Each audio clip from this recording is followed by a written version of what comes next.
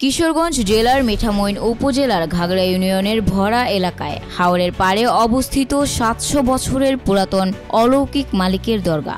সারা কিশোরগঞ্জ সহ আশেপাশের জেলাগুলো থেকে প্রচুর পরিমাণ দর্শনার্থী তাদের মনের আশা পূরণের জন্য ঐতিহাসিক ৭০০ বছরের পুরাতন দরগায় মানত করে থাকেন। ধনু নদী তীরে অবস্থিত এ মালিকের দরগায় আসার একমাত্র রাস্তা হচ্ছে পানিপথ। প্রতিদিন শত শত মানুষ নৌকা, স্পিডবোট দিয়ে এই মালিকের দরগা ঘাটে ভিড় করে। আসলে অনেকেই আমরা আশা করি দুনিয়া এবং আখেরাতের উপকৃত হওয়া যায় এবং হবে বলে আমাদের আশাবাদী।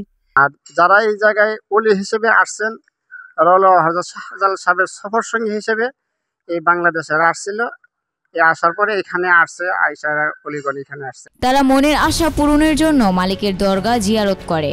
জানা যায় তাই ৭০০ বছর পূর্বে হযরত শাহজালাল রহমতুল্লাহি আলাইহির সফর সঙ্গী হযরত লতিফুল্লাহ ইয়ামিনী রহমতুল্লাহি আলাইহি ও আকিল শাহ ইয়ামিনী রহমতুল্লাহি আলাইহি এখানে শায়িত আছেন। কোনো এক সময় তাদের মৃত্যুর পর এখানে শায়িত করে মালিকের দরগাটি গড়ে ওঠে।